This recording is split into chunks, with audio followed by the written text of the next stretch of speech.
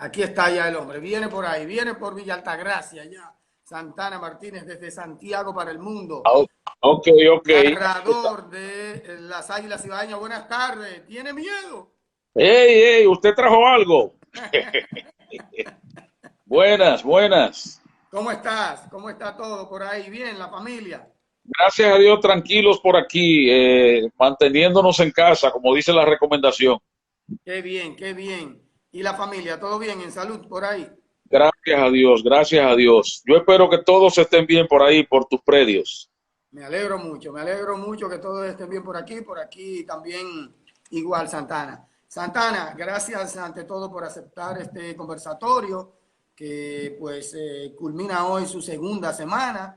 10 hombres del periodismo deportivo nacional e internacional, porque también tuvimos a pues Ernesto Jerez, también tuvimos al coach Morales, especialista en baloncesto de la cadena ESPN, y quería cerrar con una figura alegre, pintoresca, llamativa, querida, un profesional carta cabal como usted. Así que gracias de verdad. La primera pregunta, porque hay que aclarar, Martínez, que se está haciendo esto por la situación que estamos viviendo en el mundo y no podemos olvidar la situación que estamos viviendo en el mundo.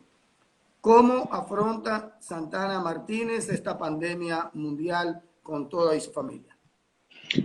Sí, ante todo, gracias por invitarme a estos conversatorios, a estas interacciones muy interesantes, sobre todo por la etapa en que estamos pasando.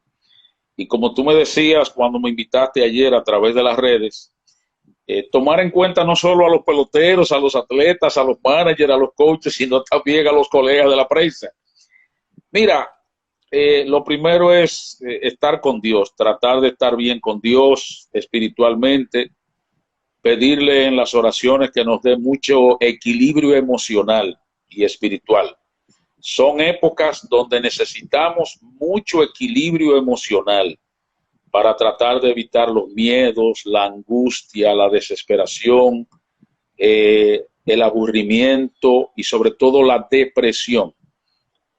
Mucha gente se deprime, mucha gente está en angustia, pero las oraciones llegan y primero tratar de estar bien en esa parte y después cumplir con las recomendaciones en la medida de las posibilidades. A veces hay causas de fuerza mayor, pero gracias a Dios estoy en la casa con la familia, estamos bien y llevando una rutina en la casa, realizando los programas deportivos desde la casa, un programa de radio por Radio Amistad de 1:30 a 2:30 de la tarde. El de la radio estamos haciendo prácticamente un resumen de media hora. Lo enviamos a través de las redes al técnico de la estación y él, desde el punto de vista digital, con las nuevas tecnologías, pone eso en el aire. El de televisión lo estamos haciendo completo desde la casa por Teleuniverso está en un horario especial. Está a las 2:30, su horario normal es las 3, pero ahora se está pasando la Eucaristía desde la catedral a las 3 y yo estoy saliendo al aire a las 2:30. Entonces, entre preparar los programas, buscar las informaciones, actualizar todo, uno se pasa gran parte de la mañana en eso.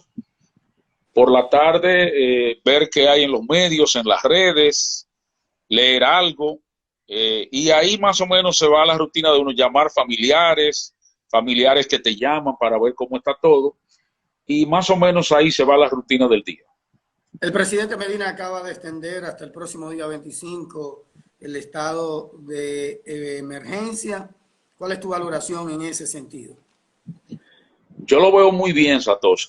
Lo veo muy bien a juzgar por lo que uno escucha y ve que recomiendan los organismos que tienen la responsabilidad de velar por la salud. Entiéndase, Organización Panamericana de la Salud, Organización Mundial de la Salud, Ministerio de Salud de nuestro país, los expertos, los infectólogos, los epidemiólogos, los neumólogos, que son los especialistas en la materia. Entonces, esto parece que no es tan simple como mucha gente cree. Por ejemplo, tomemos como parámetro lo que pasó en China. Esto comenzó en Wuhan, una ciudad de China, a finales de noviembre, principios de diciembre. Estamos hablando de cerca de 5 meses Y en China ahora es cuando están comenzando más o menos a estabilizar las cosas y todavía tienen algunos casos. En ese sentido, no debemos precipitarnos, no debemos desesperarnos, seguir con las recomendaciones y a mí me da la impresión, Satoshi, que después del 30 tendremos que seguir en cuarentena y observando las medidas de distanciamiento social y lo que hemos estado haciendo hasta ahora. Esa es la impresión que a mí me da.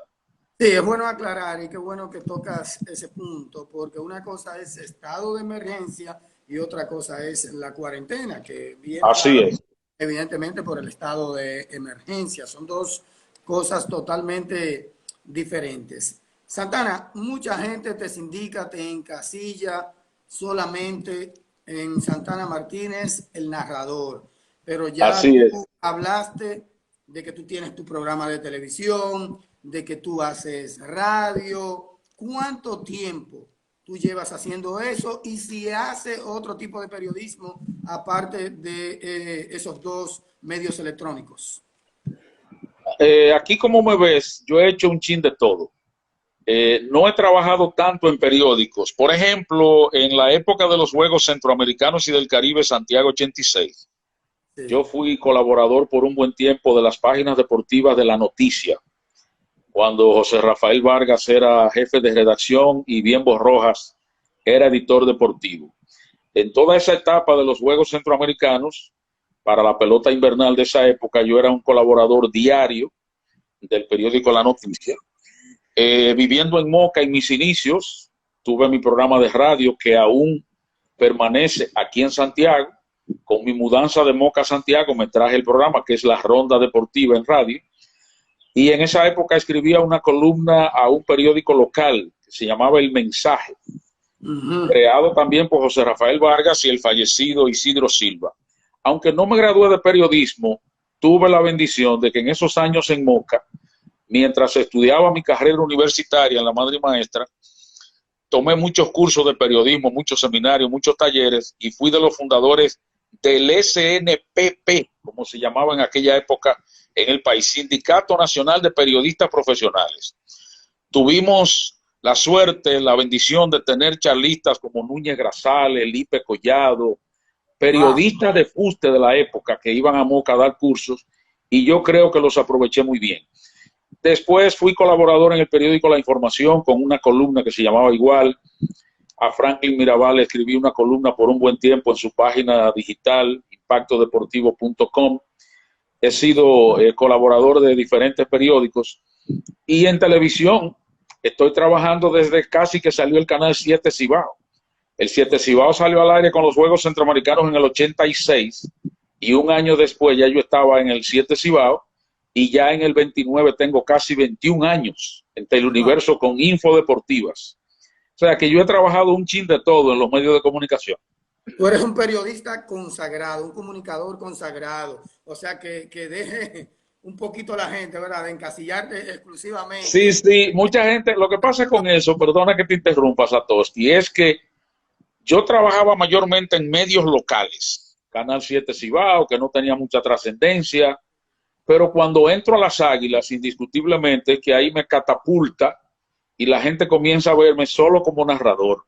Yo fui comentarista de Grandes Ligas por varios años. Mi primera incursión en béisbol de Grandes Ligas fue con una cadena radial que hacía Juanchi Sánchez y en el 83 me llamaron viviendo en Moca y ahí yo duré varios años siendo comentarista principal de la transmisión de Grandes Ligas junto a Luigi Sánchez.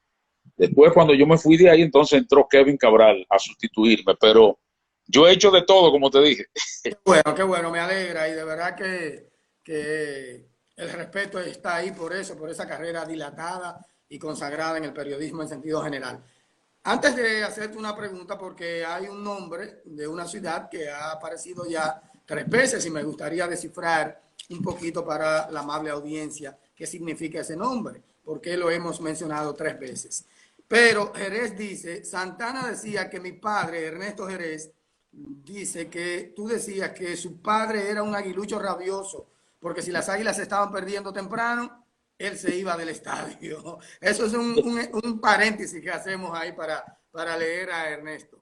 Sí, Mira, el papá de Ernesto, que en paz descanse, era seguidor de mi programa de televisión. Él no se lo perdía en la tarde en Teleuniverso e Infodeportiva. Y ciertamente, mi padre no tuvo la oportunidad de ver juegos de béisbol a ese nivel en los estadios, pero mi papá ha sido un seguidor del béisbol desde muy pequeño y es precisamente a través de mi papá que a nosotros los hermanos, que casi todos jugamos pelota, algunos de nosotros jugaron pelota más a nivel, yo jugué pelota juvenil, infantil, pero mi padre desde pequeño, desde muy temprana edad, óyeme, esto es historia, como dicen, siendo yo un niño de 9 o 10 años ya manejando la lectura y la escritura, papá iba a San Francisco, había un colmadito en casa, en un campo de San Francisco, porque yo nací en San Francisco, mucha gente cree que yo soy netamente mocano. No, Yo mucha nací en gente San cree Francisco. que tú eres santiagués también. Es que ya en Santiago tengo 35 años. A eso vamos a ese tema, continúa. Sí. Entonces, mi padre iba a San Francisco a caballo a comprar provisiones para el colmado y había un señor que era muy seguidor de Grandes Ligas, apellido Cepeda, Juan Antonio Cepeda, les regalaba libros de Grandes Ligas. Y oye esto, Satoshi, ya yo sabía leer y escribir 10, 11 años. Y yo veía ahí las historias de Phil Rizzuto, de Joe DiMaggio, de Babe Ruth, de Lou Gehrig, de Whitey Ford, de Roy Campanella, de las grandes estrellas de esas décadas. Ya yo leía las historias de Mickey Mantle y por eso me simpatizan los Yankees desde hace tanto tiempo. No es que sea un fanático acérrimo. Entonces, a uno se le fue metiendo lo de la pelota. Mi padre me llevaba a un play de béisbol desde los 5 o 6 años a ver juegos de pelota amateur allí en el campo. Y uno creció con eso. En la familia todos los hermanos jugamos pelota en algún momento, desde el más chiquito hasta el más grande. Y papá siempre fue aguilucho. Sin embargo, en mi familia había o hay liceístas, escogidistas y aguiluchos. Hay de todo. Desamárrame ese tema, San Francisco, Moca, Santiago. ¿Qué hay ahí? Cuéntame de eso. Sí.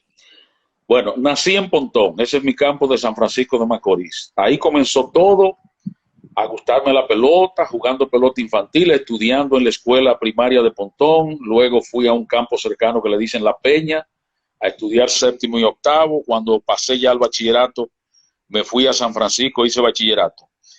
Me gustaba tanto la pelota que cuando se jugaba los domingos en el estadio le llamaban el play de Pepe Castillo. Sus hijos jugaban muy buena pelota en el equipo de allá de Pontón. Yo subía en un árbol. Hay un árbol que le dicen capá, así mismo, sin Z y sin S, capá. Ese es un árbol cuya madera es muy fuerte. Yo me subí en una mata que estaba detrás del home y con un pedazo de madera, como si hubiese sido un micrófono, yo narraba los juegos, 13, 14 años, imitando los narradores de esa época. Billy Berroa, Félix Acosta Núñez, Lilín Díaz, Felo Ramírez, Delio Amado León, Musiula Cavallerí, que eran narradores de Venezuela que se escuchaban aquí. Escuché a Bob Canel siendo muy pequeño. Pero yo nunca me imaginé que llegaría a ser un narrador profesional. Y te cuento algo súper interesante, Satoshi. En el año 1972, ya yo tenía 17 años, viviendo allá en Pontón. Mendy López, el narrador, era locutor y jugaba tremenda pelota, era shortstop y tercera base. Siendo locutor en IBI Radio, la emisora de Machacho González, que por cierto ahora está recluido en la capital, tuvo una caída en su casa, que Dios le pase su mano a Machacho. Un día Machacho tuvo que salir a una diligencia, estaban narrando un juego allá en mi campo, y yo subido en una mata, dije narrando. Machacho tenía que salir, Mendy López se dio cuenta y se hizo el lastimado. Se hizo, dije que le estaba doliendo un hombro, Machacho, jugando tercera. Cuando él se acerca a la casetica donde se narraba, le dice a Marino Hilario, que era el comentarista, y al voz comercial, que era Reyes Manzanero, mira, ¿qué pasó con Machacho? Machacho tuvo que salir. Dice Mendy, ¿y ustedes me dejan narrar? Yo soy locutor de IBI Radio. Ahí comenzó la historia de narración de Mendy López. 1972, en ese juego amateur allí en Pontón. ¿Y usted estaba encaramado en una mata? En una mata, imitando narradores. Yo tenía 17 años esa vez. ¿Cómo usted se dio cuenta de todo eso, don Santana? Porque yo estaba ahí y eso ocurrió en ese play. Mi hermano era el shortstop de ese equipo allá, shortstop regular. Mi hermano después jugó en la capital con Maprica y todo eso. Entonces, En Pontón yo viví 19 años. Conseguí un crédito educativo en la Universidad Católica, me mudé a Moca, porque ahí se me hacía más fácil, familiares cercanos. Entonces, viajando diario de Moca a Santiago, me hice profesional en la universidad. Entonces, en Moca viví 10 años. En Moca comenzó ya mi carrera formal en la comunicación. Trabajé primero en un programa cultural que se llamaba La Voz de la Cultura en el Aire, cuyo director era José Rafael Vargas, el senador por la provincia de Payar. Ahí comencé narrando béisbol en el Estadio Bragañita García. La primera oportunidad, la primera vez que me dieron un micrófono para narrar 2 innings fue Nicolás Grullón Alba, que narraba los partidos en el Play Don Bosco, donde se jugaba pelota amateur en Moca. Eso fue en 1979, ya yo terminando mi carrera universitaria. Y ahí comenzó la historia, ya narrando oficialmente. En Moca viví 10 años, me gradué, me casé en Moca, tuvimos 2 hijas en Moca. Comencé a trabajar en Santiago en la crónica, aún viviendo todavía en Moca. Me mudé aquí a Santiago en el 84 y ya aquí tenemos con la familia 35 años. Usted llegó a Santiago a los 29 años, ¿verdad? A los 29 años, buen cálculo, buen cálculo. No, si vivió 19 en Pontón, allá encaramado en una mata, y dura Sí. 10 años en Moca, bueno, lo lógico que sean 29. A los 29 llegué a Santiago, en el año 1984. Y entonces, ¿cómo entra Santana Martínez a las Águilas Ibaeñas ya estando en Santiago? Rapidito te voy a decir, como te dije antes, en el 83, teniendo mi programa en Moca, trabajando en la crónica en Moca, vine un día a Santiago, escuchaba las antesalas de béisbol. Un día vine a Santiago, me le presenté a los cronistas, los que hacían antesalas, Rorín Fermín, Consuegra, Dominguito, Papi Pérez, toda esa gente. Le dije, yo soy fulano de tal, yo tengo mi programa deportivo en Moca, yo hablo inglés, me interesa introducirme en la crónica en Santiago sin intereses económicos. Entonces, un señor llamado César del Monte y Consuegra, que tiene el programa más viejo de Santiago y quizás del país, Enfoque Deportivo Radio y Televisión, me dio participación en su antesala. Después estuve con Rorín Fermín en su antesala, después hice una antesala con Luigi Sánchez, hasta que después me independicé y hago mi propia antesala hace más de 30 años, que se llama Ronda Deportiva en el Estadio, cuyo locutor comercial es Andrés García. Entonces, trabajé desde el 83 en Grandes Ligas con Juanchi, trabajé después en otras cadenas, luego me independicé con una cadena propia de Grandes Ligas, la Ronda de las Mayores, que duró 20 años. Andrés García era la voz comercial, Elías Jueve era el comentarista. Y entonces a las Águilas llego en la temporada 2004-2005. Pero primero tuve un periplo en la cadena Fox en español para Estados Unidos y otros países. Ahí estuve unos 4 años. Kevin Cabral, Enriquito Rojas estaba ahí, Carlos José Lugo, Onfalia Morillo trabajaba y era la coordinadora. Ese era el proyecto de Onfalia, ¿verdad? Que Onfalia coordinaba. Onfalia coordinaba, el proyecto era de Ralph Paniagua, Beto Villa también estaba ahí como narrador. Hay un famoso video por ahí del jonrón de Tulile contra las Águilas. Ahí yo estaba como comentarista y Beto Villa estaba como narrador. Entonces después desaparece Fox en español, no se pusieron de acuerdo con la liga en los contratos, entonces me llaman de las Águilas, desde el 2004 hasta esta fecha. ¿Tú eres aguilucho o tú tenías preferencia por otra organización de la pelota? No, enfermo aguilucho, enfermo aguilucho. Mi primera temporada por radio la recuerdo como ahora. Comencé a escucharla a los 8 años de edad. Te digo cuáles peloteros estaban con las Águilas ese año. Mira, Orlando McFarland era catcher, un cubano que pegó aquí 19 jonrones en 2 años. Elmo Plaque, Roberto Peña, Julián Javier, Willie Stargell, que era súper prospecto de los Piratas de Pittsburgh, Steve Blass, Bob Bill, el espejuelado. Esa fue mi primera temporada. Licey trajo aquí esa época un tercera base que se llamaba Steve Demeter, que era el abuelo de uno que trajeron las Águilas, que está en Grandes Ligas, que se llama Derek Dietrich. Sí, claro. Steve Demeter. Licey trajo un catcher que se llamaba Merv Rainey, un tercera base que llamaba Dick Enworthy. Después vino un shortstop que se llamaba Phil Gagliano con el Licey. Yo recuerdo aquella noche, Satoshi, lanzando Kane McKenzie por los Tigres del Licey. Felipe Alou le robó la segunda, la tercera y el home.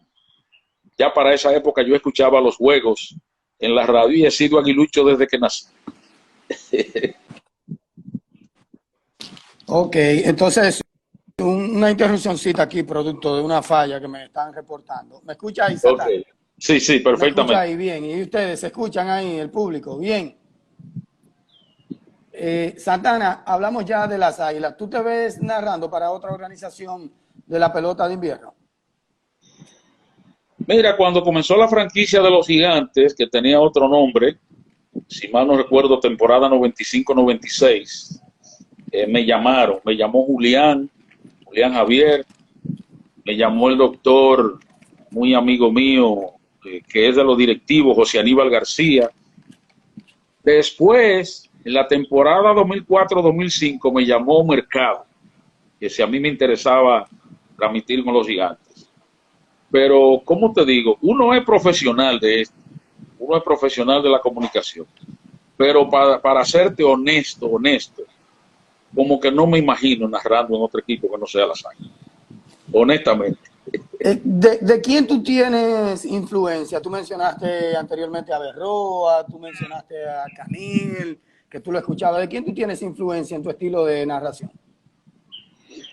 Sí, como te dije, yo escuchaba a muchos narradores en esa época. El que siempre más me gustaba, no estoy diciendo que era el mejor, Sí, se claro. disputaban la popularidad en esa época Billy Berroa y Lilín Díaz, los dos excelentes. Lilín era un poco más dinámico, Billy era como más pausado. A mí me gustaba más Billy Berroa, ciertamente. Y quizás, no sé si narrando, sobre todo cuando estoy en radio, donde hay que describir más.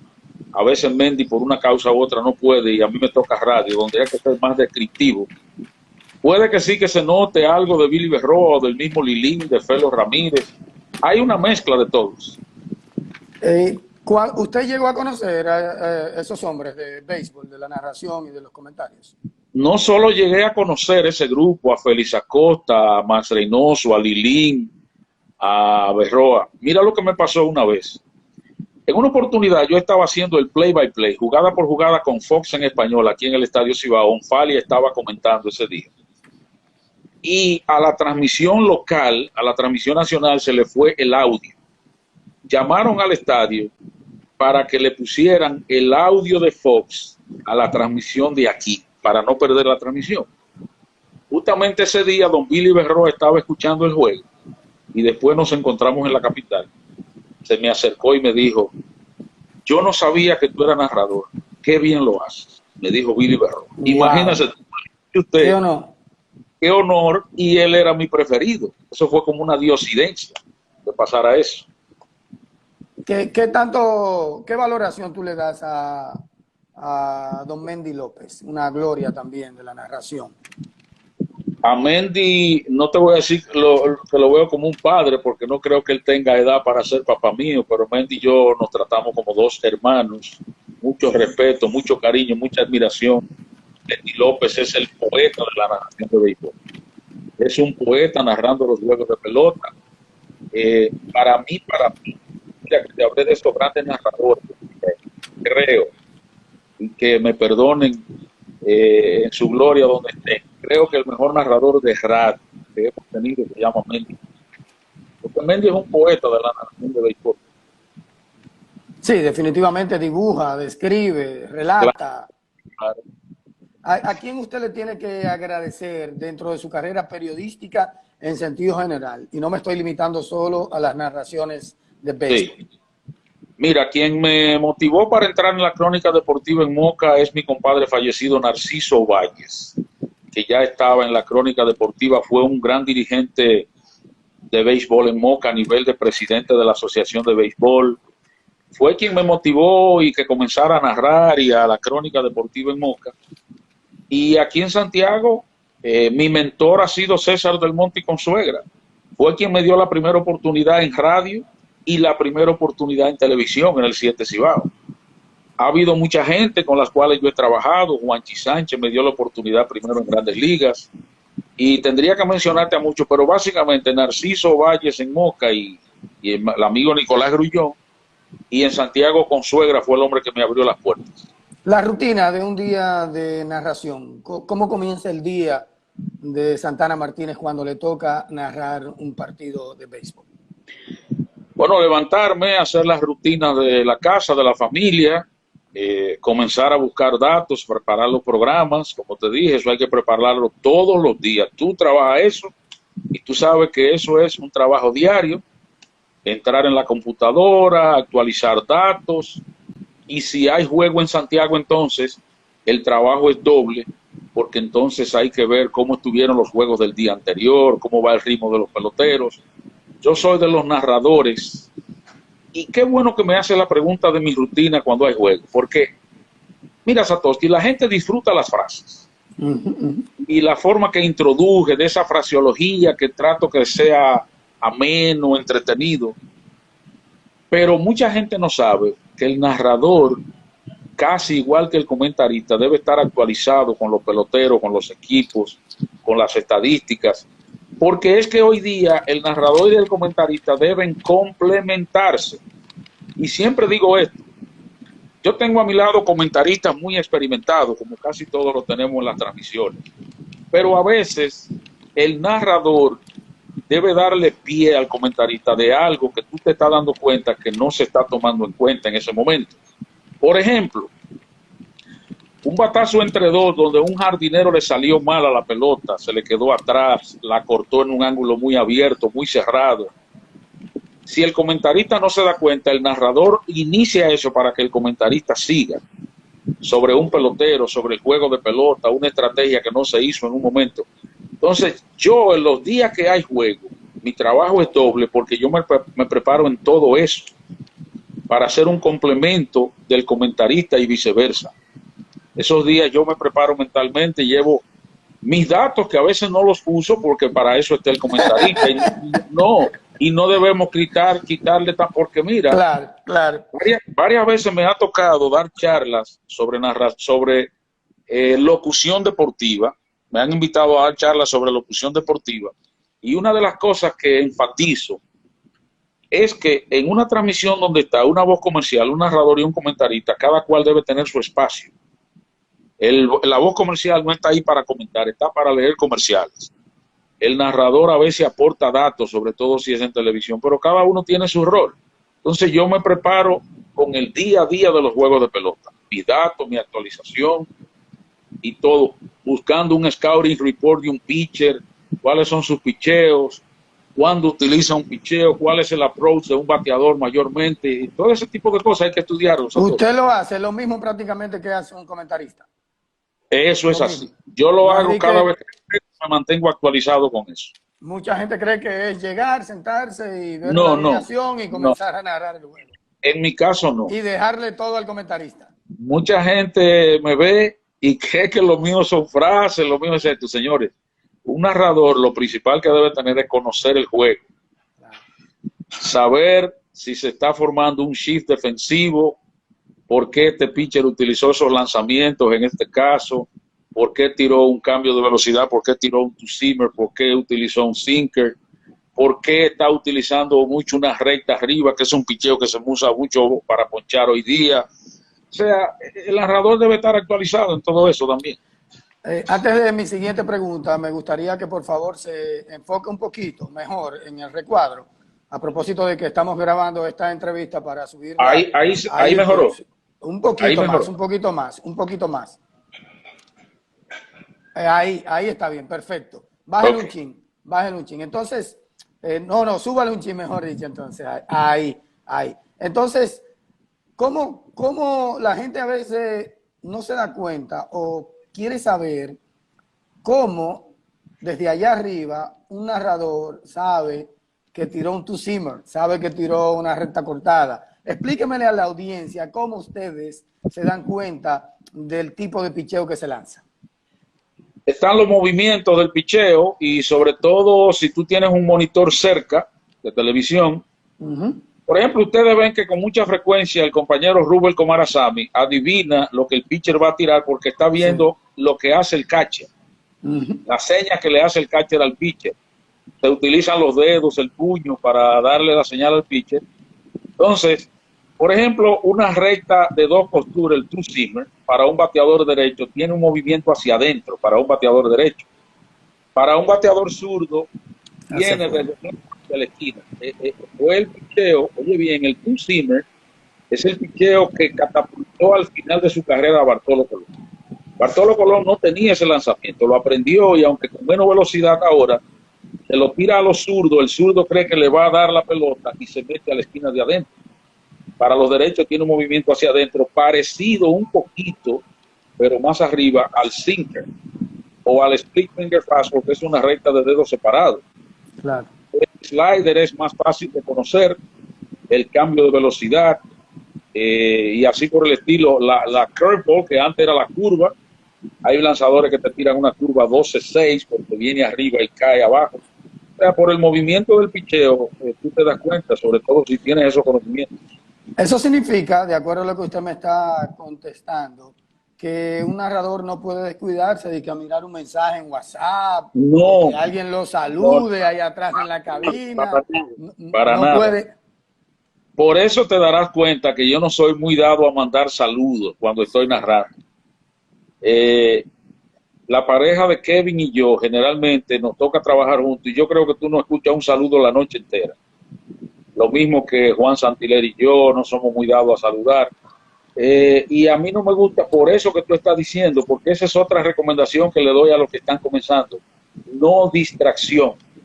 Puede pasar una jugada en un momento en el estadio, ahí abajo en el terreno, y se te pasó. Tiene que decirte el comentarito a la voz comercial, Sí. pero mira, cero distracción. El narrador debe estar en lo suyo todo el tiempo mirando lo que está pasando en el terreno de juego. Mira, aquí hubo una jugada, una o las bases llenas, y estaba corriendo en segunda Eugenio Vélez, comenzando la temporada.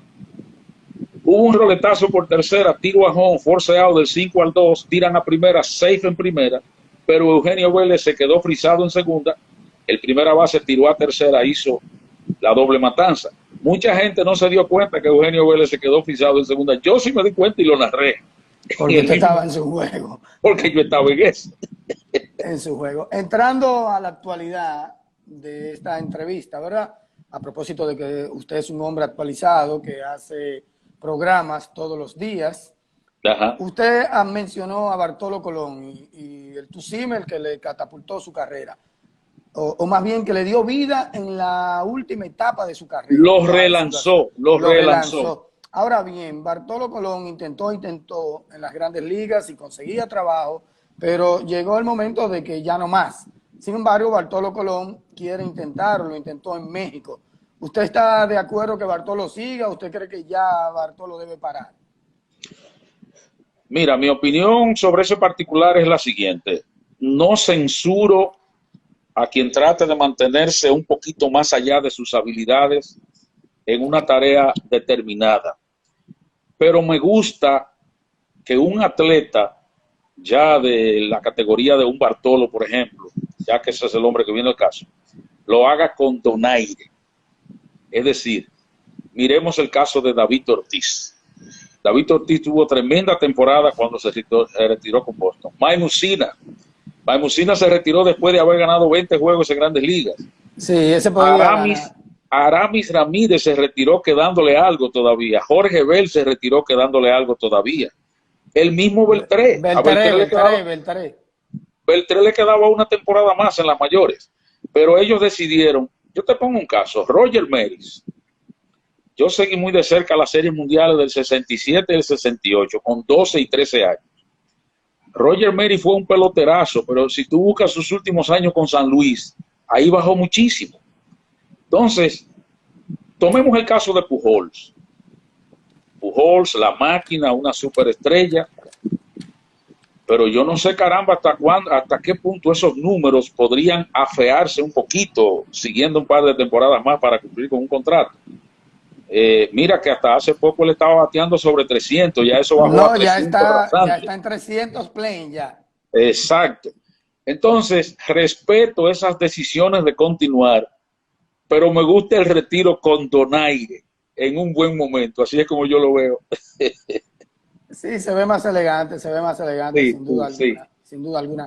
Santana, ¿qué usted piensa que va a pasar con las grandes ligas? Ya vamos para un mes, mañana no se ha podido jugar pelota, hay muchas opciones sobre la mesa, pero hay un desconocimiento total, es incierto el panorama. ¿Qué usted cree? ¿Se va a jugar pelota este año?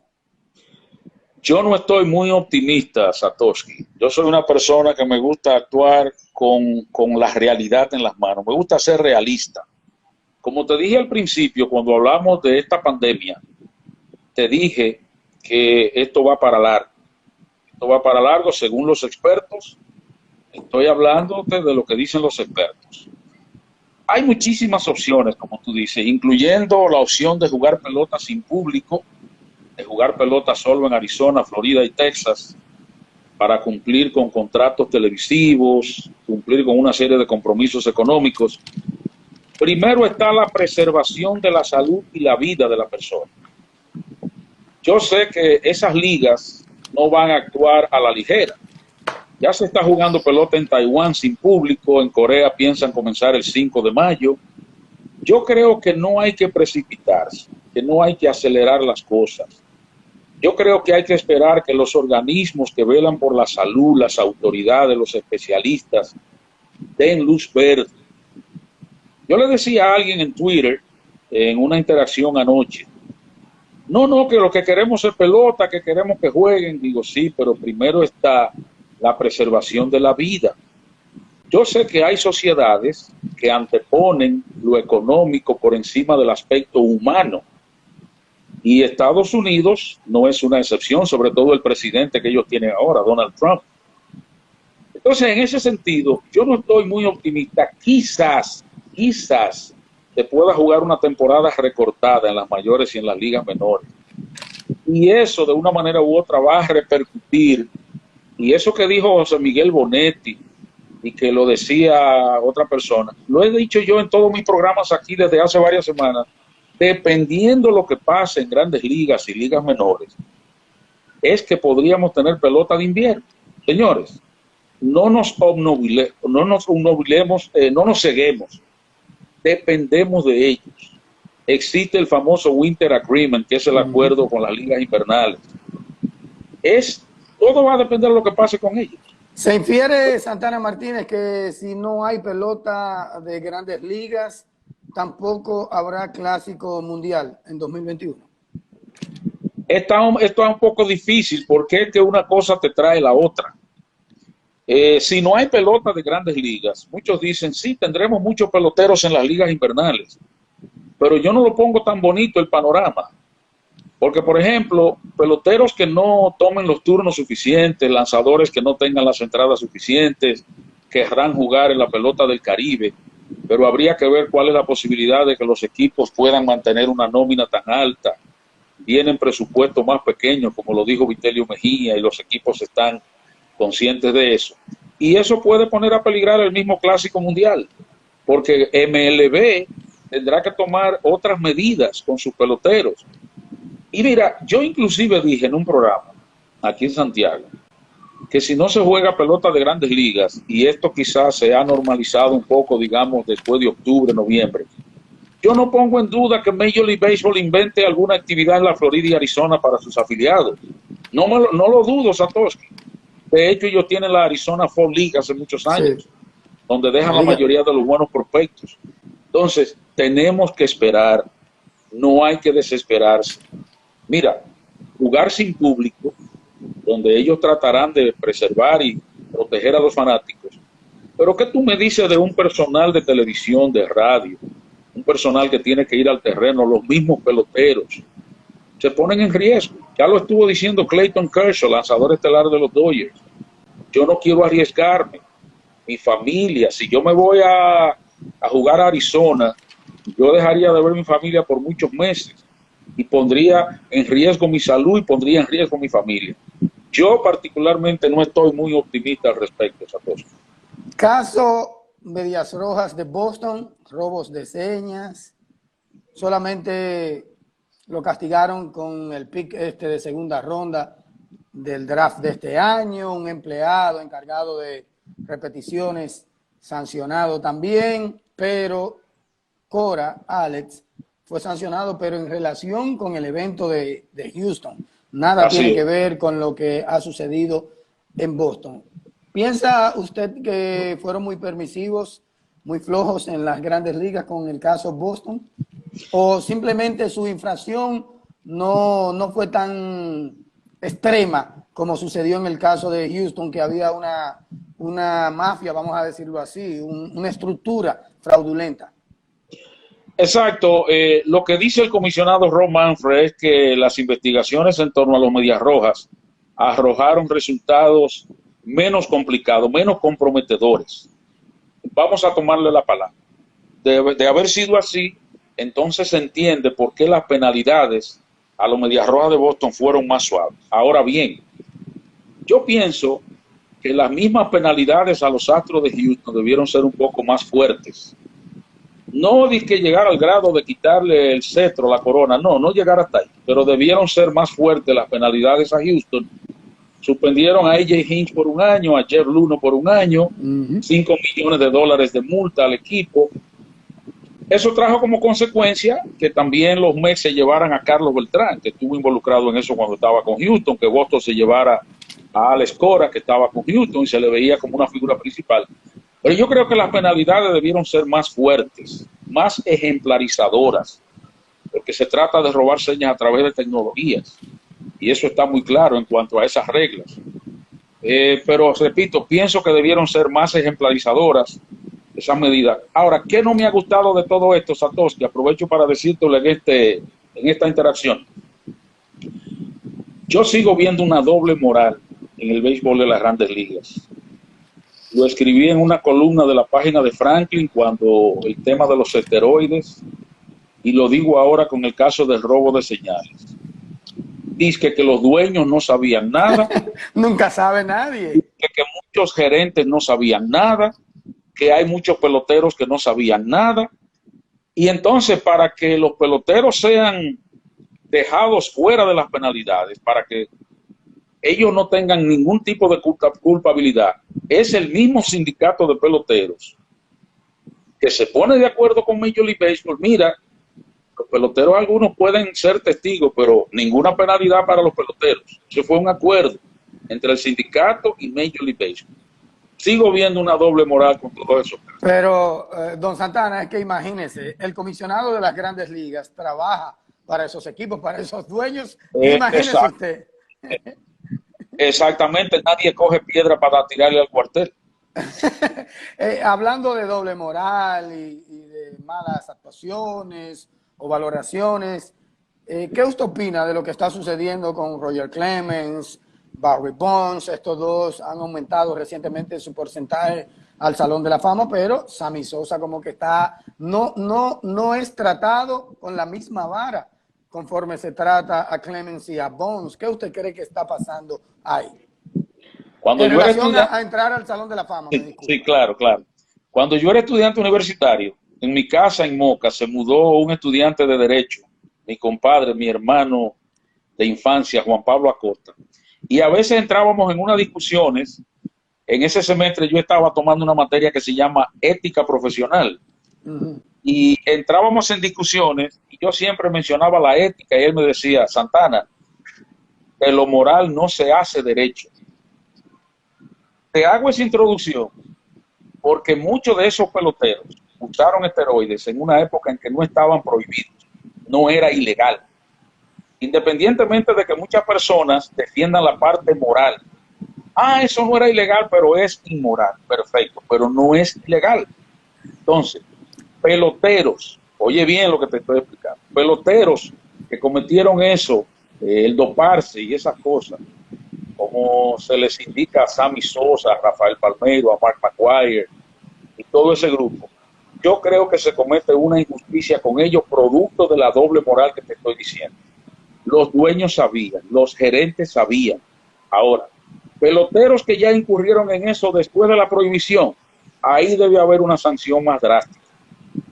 si tú quieres sancionarlo por un tiempo X, dependiendo del arrepentimiento que muestren y cómo sigan viviendo, manejando su imagen. Mira, Alex Rodríguez se ha manejado muy bien.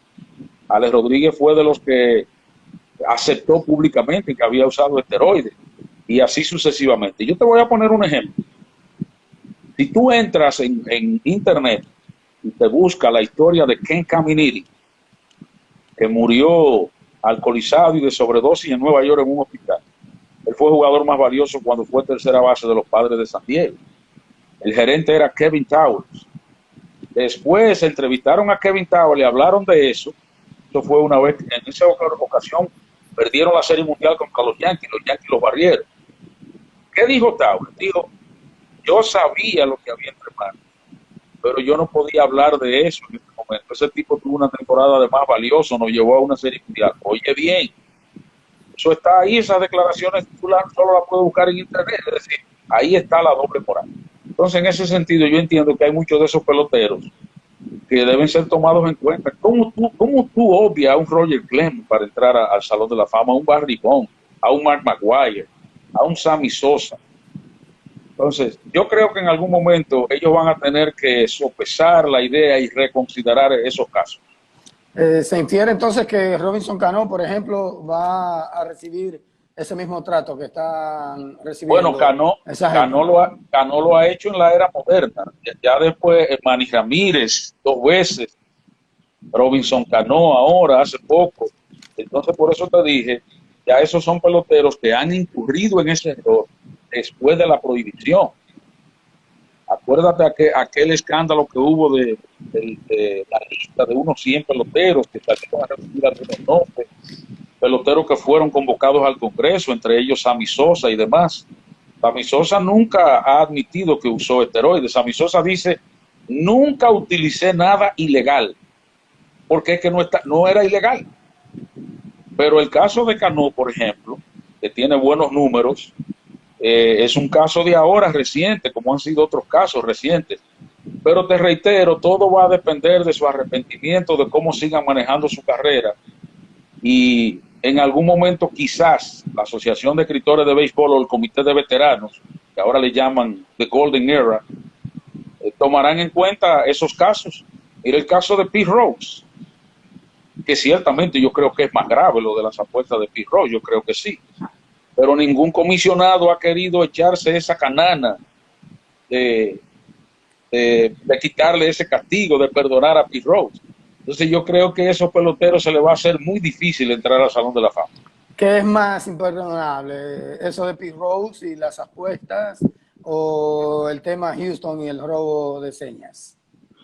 No, lo de Pete Rose yo creo que raya ya en lo prohibido, como decimos, raya porque es que, oye, no solo apostaba, sino que apostaba partidos de su propio equipo donde él era manager. ¿Cuántas manipulaciones puedes tú hacer siendo manager apostando a un juego donde tu equipo está jugando? Sí. Para mí, naturalmente, fue más grave. Más grave, aunque haya sido un solo individuo. Sí, yo pienso que sí, porque esto de robar señales, como tú dices, es una trama. Si utilizamos términos legales, aunque yo no soy abogado, podría haber hasta asociación de malhechores. Pero, fíjate qué pasa. Está prohibido el robo de señales con tecnología, pero el robo de señales en sí mismo, eso existe desde el béisbol, desde que comenzó la pelota. Esto es más complicado porque aquí tú estás robando señales a través de tecnología, que está completamente prohibido.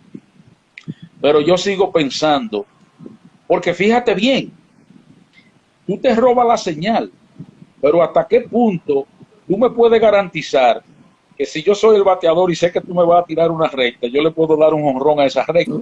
Eso es así. Son muy cuestionables esa cosa. Ahora, eso es así. Cuando tú estás apostando, tú eres manager a tu equipo, ya ahí eso se presta para manipulaciones directas. Bueno, Santana, vamos a hacer una pequeña pausa. Instagram solamente nos regala 1 hora de transmisión, ya vamos para las 7, significa que vamos para 1 hora. Entonces lo que vamos a hacer es que vamos a finalizar esta transmisión y vamos a comenzar una y usted me regala 15 minutos porque todavía con un hombre como usted, yo necesito más de una hora, ¿verdad? Para sacarle el jugo, para exprimirlo. Todavía falta el tema del fraseo, de la fraseología, que es lo que la gente está esperando, el tema de las frases. Entonces yo no me puedo ir en una entrevista sin antes preguntar sobre la creación de algunas frases y el origen obviamente, de ese estilo de narración. Santana, mira, yo creo que vamos a sufrir mucho los programeros con este asunto. Esto se va a poner difícil, Santana. Así es. Se va a poner difícil porque dime tú, ¿quién te va Tú no puedes vender un anuncio en febrero, en marzo, ahora en abril. Imagina. O sea que todo esto se va a repercutir en lo que a nosotros concierne en 2 meses probablemente, 2 meses, 3 meses. Es que eso es correcto. Obviamente el efecto que ha tenido esto de la pandemia para nosotros. Abriste con las Águilas, comenzaste con las Águilas 2004, 2005, según tu propia opinión. Las Águilas, en un cálculo así como vago, rápido, ganaron después de ahí ese mismo año y ganaron 4 veces. De esas 4 coronas que han ganado las Águilas, con Santana Martínez como empleado, como narrador de esa ilustre organización, ¿cuál de ellas disfrutaste más? Bueno, como tú dices, entrando ganaron las Águilas 2004-2005, pero ese año yo solo trabajé unos cuantos partidos, 6 o 7 juegos. Al año siguiente perdimos contra Licey una final, 2005-2006, pero ganamos en el 2006-2007. Yo la disfruté mucho esa, porque además de que ganamos aquí, fuimos a Puerto Rico, me tocó transmitir allá en Puerto Rico y ganamos con Félix Fermín. Ahora bien, la que ganamos recientemente, en el 2018, esa la disfruté al máximo porque teníamos 10 años sin ganar. Aunque no me tocó narrar el juego final, porque el último juego se jugó en la capital, pero la disfruté al máximo. Podría decir que todas, esa es la que más he disfrutado por todo ese tiempo que pasamos sin ganar un torneo, siendo un equipo tan ganador. Fíjate, si te vas hacia atrás, desde el 98 hasta el 2008, las Águilas ganaron 7 campeonatos, entre el 98 y el 2008. Ganaron esa final del 98 con el fly de sacrificio de Tony Peña contra José Mesa. Ganaron la final del 2000 dirigiendo Tony Peña. Ganaron la del 2001 cuando ya entró Félix Fermín, que ganó también en México. Ganaron el 2003, 2005, 2007 y 2008. 7 torneos en 10 años prácticamente. Eso es así. Usted narró el célebre palo Tulile de Andy Abal, Tulilazo, pero lo narró Beto Villa. Yo era comentarista. Usted estaba como comentarista. Así usted estaba in situ, estaba en el estadio ese día. Claro, oye, fue un momento de un trago muy amargo, y esas son las situaciones donde un profesional no puede perder los estribos, no debe perder los estribos. Como dice el dominicano vulgarmente, no debe mostrar el refajo, para que la gente lo entienda. Mantener un equilibrio emocional, mantener un equilibrio profesional. Yo acá, si tú buscas ese video en YouTube, en ese ratito yo acababa de decirle a Beto Villa, mira Beto, hay que lanzarle con mucho cuidado a Andy Abad, porque del resto del line-up es el bateador más peligroso. Hay que cuidarlo mucho. Estaba lanzando Luis Vizcaíno. Entonces tú sabes que la mentalidad de un pitcher, a veces había 2 hombres en bases en ese momento cuando vino el home run. Los lanzadores prefieren que le den un palo y no otorgar una base por bolas, porque ahí es donde el lanzador muestra que tiene miedo. Entonces el lanzador lo que quiere es tirar strikes. Las Águilas estaban ganando por 1 carrera ese partido, por 1 o 2 carreras, con un jonrón que había conectado Tony Batista. Y entonces ahí hubo una reunión con el pitcher, con Luis Vizcaíno, no se ponían de acuerdo si le iban a tirar recta o curva. Cuando Alberto Castillo regresa al home, le dice, y se vio claro, tírale recta. Le tiró recta y ya eso es historia lo que pasó ahí. Santana, ¿cuántas frases usted tiene si las ha contado? No es No, obligatorio contar. No sabe. no, honestamente no las cuento. Porque es que, mira, hay terminologías de esas que yo me paso muchísimo juego y no la utilizo. Y es más, yo he dicho que las frases, no es bueno festinarse con eso, festinar las frases. Y tú pasarte un juego utilizando frases. Hay algunas que son estándar ya. Ponche tirándole lo bailó con swing. Ponche mirando se lo tomó solito. Jonrón de un visitante, qué golpe. Jonrón de la casa la puso amarillita. Y hay algunas frases que son una brasa para un batazo fuerte, un romance con el cielo, un batazo fácil es una comida a la carta. Pero yo no me voy a pasar el juego entero usando frases por lo que te dije hace un rato.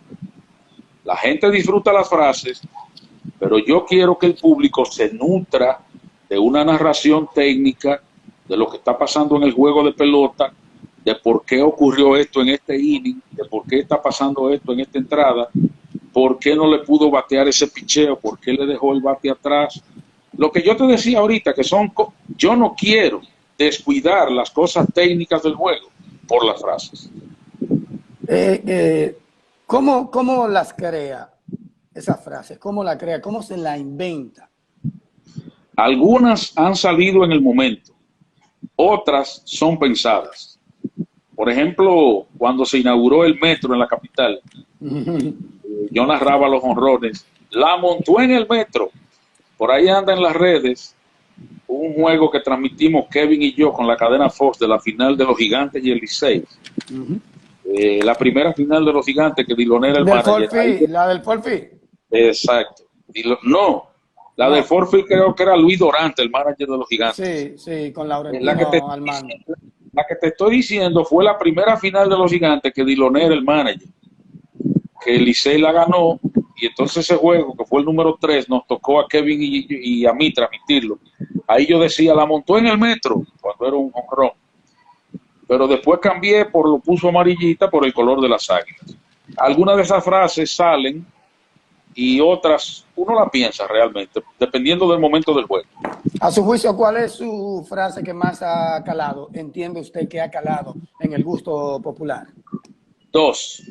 Mira, cuando yo introduje Tiene Miedo, eso fue bueno, el Torito y otros artistas la usan en sus merengues. En Puerto Rico, cuando fuimos en el 2007, mucha gente se me acercaba porque los juegos se veían allá a través de Canal 29 y todo eso. Tiene Miedo es una de las que más ha calado, y el Recojan que ganaron las Águilas, eso es, imagínate. Con el perdón que me merece Fidencio Garris, que fue una figura, uno de los periodistas completos que ha dado el país, narró con las Águilas. La frase de Fidencio, las Águilas son las Águilas.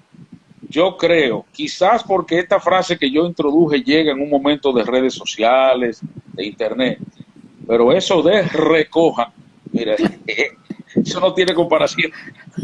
¿Y cómo surge esa específicamente? Bueno, esa yo la pensé.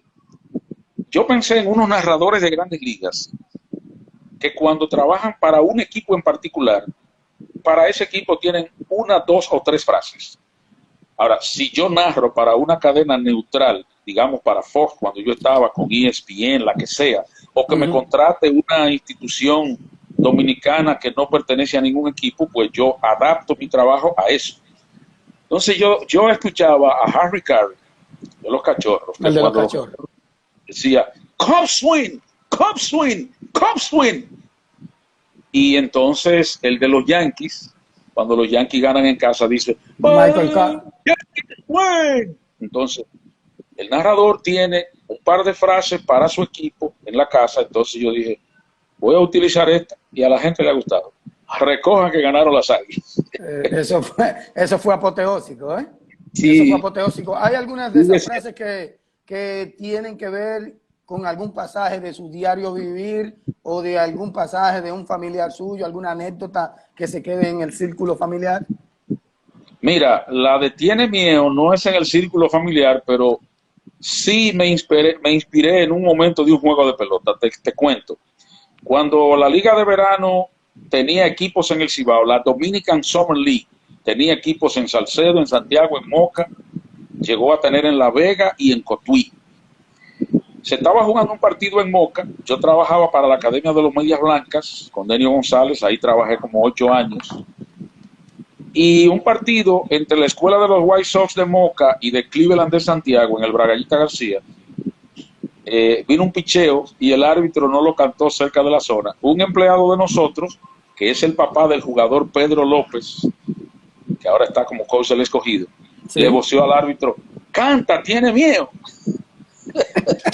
Y ahí me surgió esa frase. La uso en algunos momentos del juego, si el pitcher no quiere tirar strike, sí, si el juego está muy en la línea y yo veo que los fanáticos están nerviosos, tiene miedo. ¿Disfruta más de la cuenta narrar contra el Licey en los juegos que son contra los Tigres del Licey, como todo fanático aguilucho? Honestamente, honestamente, esto no es un cumplido, te puedo decir que disfruto mi narración igual, pero no hay dudas que la adrenalina es distinta cuando narras un juego contra el Licey, por la rivalidad que hay, porque hay más gente en el estadio, porque tú sabes que más gente está siguiendo la radio y la televisión, por todas esas condiciones. Entonces, naturalmente, las emociones, la adrenalina son distintas. Bueno, vamos entonces a escoger 3 preguntas, Santana, del público, ¿verdad? A propósito del cierre ya de esta entrevista, te pedí 15, 10 minutos, ya casi estamos llegando a esos 15 minutos, pero yo tengo una pregunta, Santana, a propósito de lo efusivo que es el dominicano, de lo sangre caliente que es el dominicano, llevamos el béisbol en la sangre. ¿Ha habido algún pasaje, alguna situación negativa con algún fanático de otro equipo contigo, o todo es amor por la clase de persona que usted es? Te puedo decir, la gloria para Dios, que no he tenido problemas con fanáticos, por el contrario, llego a algún estadio, llámese al Quisqueya, San Francisco, que es, al de San Francisco, no he estado yendo mucho últimamente a esos estadios, pero las veces que voy es un trato afable de los periodistas, del público, en las redes sociales me dan un trato muy afable.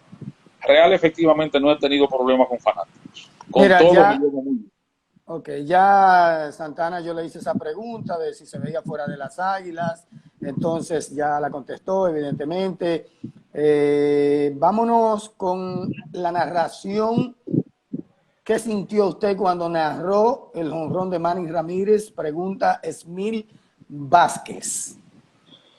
Sí, antes me han hecho esa pregunta. He narrado batazos históricos ya en las Águilas. En radio me tocó narrar el jonrón 61 de Mendy López, porque ese día Mendy López, el narrador, estaba quebrantado en su casa. A mí me tocó narrar radio, Kevin estaba en televisión. Fue un momento de grandes emociones, un momento histórico. Narré el último hit en el Estadio Cibao de Miguel Tejada para retirarse. El último hit de Polonia, que fue un doble a la pared del Jardín Central frente al Licey en el Estadio Cibao. Y ese jonrón de Manny, te lo puedo decir con toda honestidad, porque fue algo tan inesperado. Porque, por ejemplo, en el caso de Mendy, tú estabas esperando que en cualquier momento ese jonrón venía para establecer un nuevo récord. Lo de Polonia, lo de Miguel Tejada y así por el estilo. Pero lo de Manny Ramírez, eso no lo esperaba nadie. Que después de este señor tener tantos años sin jugar pelota aquí, viene con el estadio repleto, todo el mundo con un celular encendido, y este hombre viene y con un swing al primer lanzamiento, increíble, con el jonrón de línea por el right field. Fue una emoción tremenda, indescriptible, narrarle ese jonrón a Manny Ramírez. Renny Guzmán desde Nueva York, Estados Unidos, pregunta que cómo ves a las Águilas ahora sin Carlos Gómez y sin Ronnie Rodríguez. Y yo entonces le hago un adendum a esa pregunta. Después que le conteste a Renny, ¿cree usted que lo de Ronnie Rodríguez fue un pique del momento y que todo va a regresar a su cauce? Yo lo he dicho, me lo han preguntado en las redes, en interacciones así, en Instagram y Facebook. Creo que eso fue algo del momento, creo que algo incluso de frustración, Ese partido que se perdió frente al Licey histórico en el Estadio Quisqueya dejó frustraciones. En la misma situación que se dio con los árbitros en la temporada pasada, que no es un secreto para nadie. Con razón o sin razón, no vamos a entrar en esos detalles, pero quedaron frustraciones y yo pienso, mira, a Ronnie le conviene jugar pelota invernal. Ronnie sabe que él es un pelotero con excelentes condiciones, excelente utility en todas las bases que lo ponen a jugar, la juega bien, pero a él le conviene jugar pelota de invierno. Carlos Gómez yo creo que puede dar una temporada más trabajando fuerte, preparándose bien, creo que puede dar otra temporada buena aquí en la pelota dominicana. O sea que yo no descarto que ellos dos estén en el uniforme de las Águilas otra vez. Yo no lo descarto. Ángel Pérez pregunta a su equipo aguilucho de todos los tiempos. Se lo dije recientemente a nuestro querido colega y mutuo amigo José Antonio Mena en su programa. En la receptoría yo pongo a Tony Peña. En primera base yo pongo a Mendy López, porque no puedo dejar fuera a Tony Batista, que lo pondría en tercera. En tercera. A Miguel Tejada en el short, a Julián Javier en segunda. Y por lo poco que jugó Manny, pondrían en los jardines a Polonia, Diloné y Stanley Javier. Y como bateador designado, tú puedes escoger entre Chilote Llenas o Memo García, uno de esos dos. Guillermo García o Chilote Llena para designado. No, esa pregunta yo no la voy a hacer. ¿No? Bueno, esta sí es un poquito. No, porque eso es chisme y no estamos en eso. Faltó un lanzador abridor. Sí, ¿cuál? Sería Nino Espinosa, el pitcher abridor del equipo que sacamos. Nino Espinosa, déjame ver. Los tres narradores de todos los tiempos en el béisbol para usted, Santana. Mira, yo dije que me gustaba de aquella época Billy Berroa. Billy Berroa. Feli Acosta. Mira, Feli Acosta tenía un estilo parecido a algunos estilos de hoy día. Acuérdate que Feli Acosta era este estilo. Para los que no lo escucharon, voy a tratar de imitarlo un poquito. Bien, al bate vienen los tres Diablos Rojos, Mateo, Jesús y Felipe. Estamos en la parte baja de la cuarta entrada. El equipo de los Leones va a estar ganando el partido 4-3 a las Águilas. Extra ahí le cantan el primero. Este era el estilo de Feli Acosta. Sí. Era un estilo así, dinámico, un poco estridente. Hoy día hay algunos estilos que son así. Y de los de ahora hay muchos buenos. No quiero decir nombres para no tener problemas, claro, porque son juez y parte. Mira, ya Santana, Jael Kings, ya Santana explicó que todo va a depender de si hay grandes ligas, ¿verdad? Porque él entiende que si no hay grandes ligas, como que el tema también de la pelota de invierno peligra. Por lo tanto, Kings, Santana está preguntando que si ¿usted cree que los jugadores élite de las grandes ligas dominicanos estarían uniformándose para sus respectivos equipos este año? De no jugarse grandes ligas. Yo pienso que sí, que vamos a tener una gran cantidad de peloteros de ese nivel. Y como te dije, si no se juega en grandes ligas, no descarto la pelota de invierno. Puede haber, como dijo Don Vitelio, y me gustó. Yo estuve viendo la conferencia virtual, aunque no participé porque tenía que hacer otras cosas. Me gustó el positivismo, y todo el tiempo optimista que le vi su semblante a Vitelio. Y ciertamente si hay pelota invernal en el Caribe, de todos esos peloteros, en su mayoría, no todos, yo sé que se van a interesar en jugar, pero recuerden, habría que ver hasta qué punto los equipos pueden aguantar ciertas nóminas a todos. Otra cosa. Claro. Y el tema comercial también, publicitario. Sí, otro problema que se le puede presentar a los equipos es el siguiente. Los campeones nacionales y del Caribe, los Toros del Este. Si todas esas estrellas de grandes ligas que pertenecen a los Toros dicen que quieren jugar, tú vas a sentar a Jordani Valdespín, tú vas a sentar a Jamaico Navarro. Un gamer, otro gamer. O sea, son ciertas dificultades que se van a presentar. Mira, vamos a cerrar con dos preguntas, Santana Martínez, ¿verdad? Para no quitar más tiempo. Ernesto Jerez, de ESPN, dominicano, santiagués de corazón, ¿verdad? Dice que la frase que más le gusta es contabilidad de primaria. Y por otro lado, entonces, pues, si usted quiere comentar algo con eso, usted lo comenta. Pero su pregunta es, ¿qué otro deporte o qué otros deportes le gustan a Santana Martínez? Lo de la contabilidad de preprimaria, me vino a la mente porque casi todos los narradores dicen, se fue la entrada en fila india 1, 2 y 3.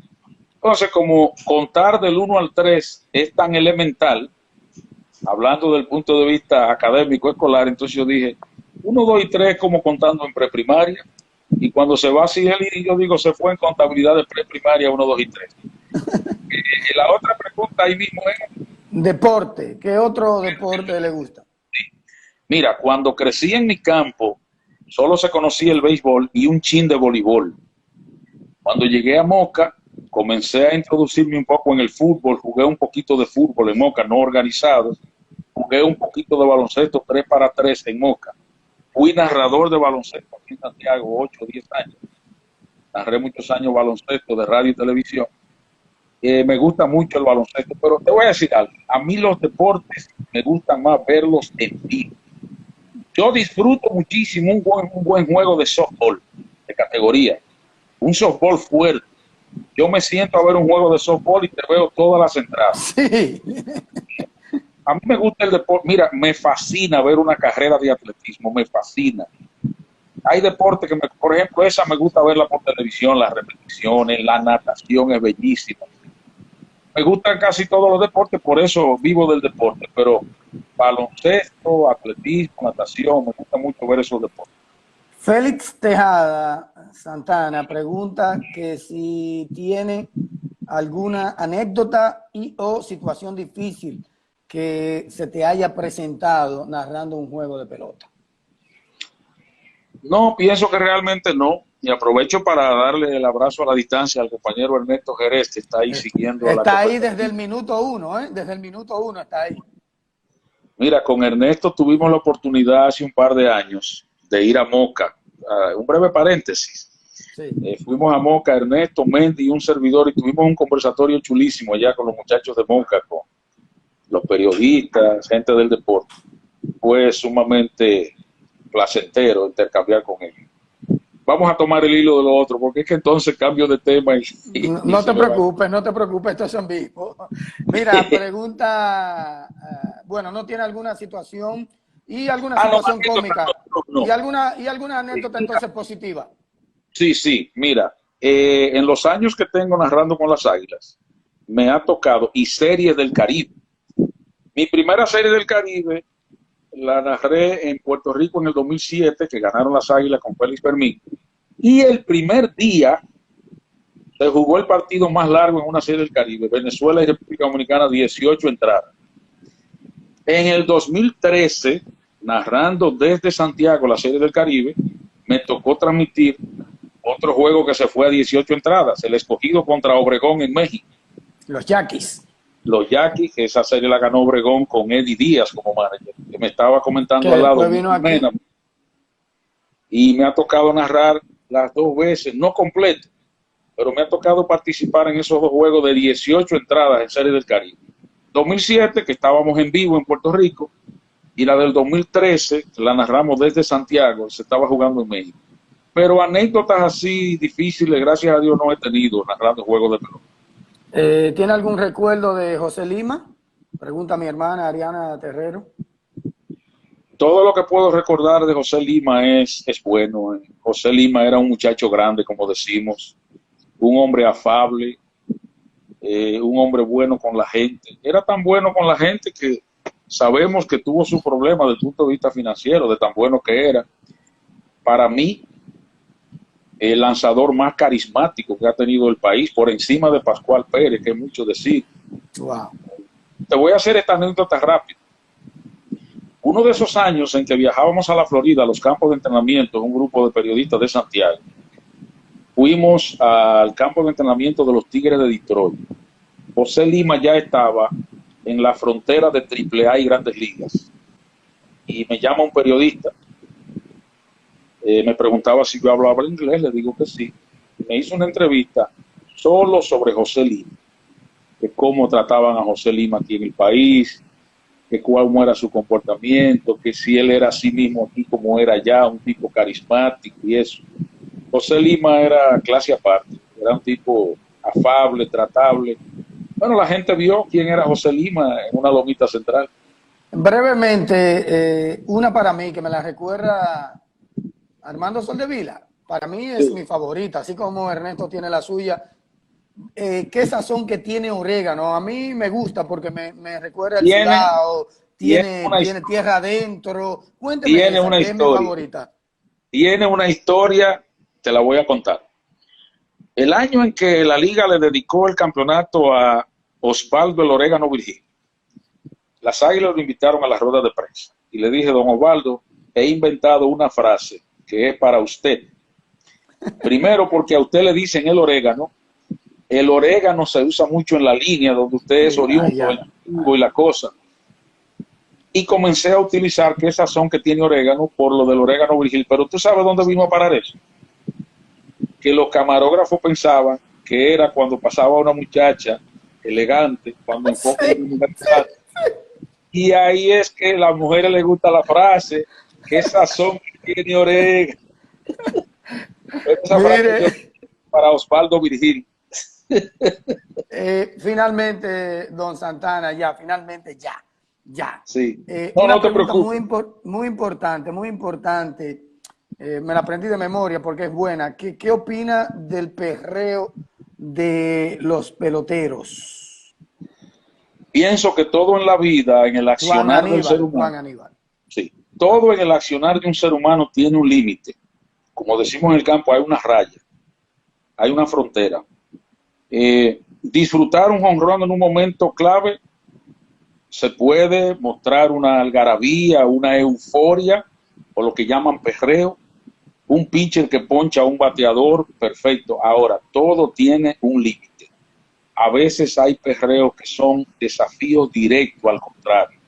Eso lo vimos en la pasada temporada. No voy a mencionar nombres para no herir sensibilidades, pero yo no estoy en desacuerdo con que un atleta se goce un momento clave de un juego, de un donqueo importante, de un tiro de tres importante, de un golpe importante en boxeo, jugando billar de una bola bien metida, como decimos. Todo el deporte tiene su momento de alegría y su momento de frustración. Entonces, el atleta puede disfrutar, pero todo tiene un límite. Es como yo lo veo. Es así.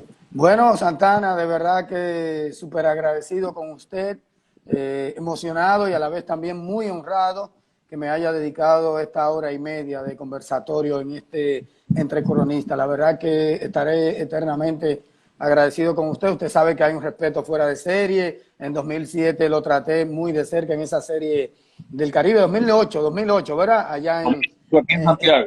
sí, en Santiago de los Caballeros. De hecho, Santana, bueno, todos los cibaeños son así, porque el viejete Fermín, cuando uno va allá, se vuelve loco. Todos los cibaeños son buenos anfitriones, ¿verdad? En lo que a mí me concierne. Pero yo recuerdo que en esa serie del Caribe invitó Santana Martínez a todos los periodistas de Santo Domingo Yo recuerdo ese a encuentro, qué un bonito. restaurante. Sí, eso Sí, fue en el restaurante de la Barranquita, un bonito, bellísimo encuentro. no, y un Lamentablemente, gesto, algunos de los que asistieron ya no están con nosotros. lamentablemente, un gesto que nunca voy a olvidar. Recuerdo que estuvimos Rolando Guante y yo por allá y la verdad que me sentí totalmente identificado con usted y ahí mismo yo hice clic y desde entonces hemos tenido una amistad bien bonita en el marco del respeto y obviamente del sentido profesional. De Sabes que verdad te que eso me respeto marcó. muchísimo, sabes que te respeto, te quiero mucho, te admiro, estás haciendo un excelente trabajo en la liga, en los Gracias. medios donde has trabajado, eres un excelente profesional y tú sabes que te quiero y te respeto mucho y te agradezco mucho esta invitación. Gracias, Santana. Entonces, nárreme con alguna frase al final ahí para cerrar esta conversación a modo de narración ya, porque imagínate, estamos con el hombre de las frases. Bueno, yo te voy a narrar, qué sé yo, porque a la gente le gusta que le narren el jonrón y eso, Sí, la punta sí, sí. amarillita. Vamos a decir, bueno, el partido empatado a 2 carreras al bate, vienen las Águilas. Gran algarabía aquí en el estadio Cibao. Por allá vemos en la parte derecha Junior Boutique con el megáfono de lanzamiento. Aquí viene, frente a batazo de línea a lo profundo entre el center field. La bola pica, va contra la cerca. Viene el de tercera, viene el de segunda. Mandaron el de primera para la goma. Recojan. Bien, gracias Santana Martínez. Muy buenas noches, señores. Buenas noches también a todos ustedes. Gracias por la compañía durante esta hora y media. Un honor inmenso. Un placer también haber compartido con usted.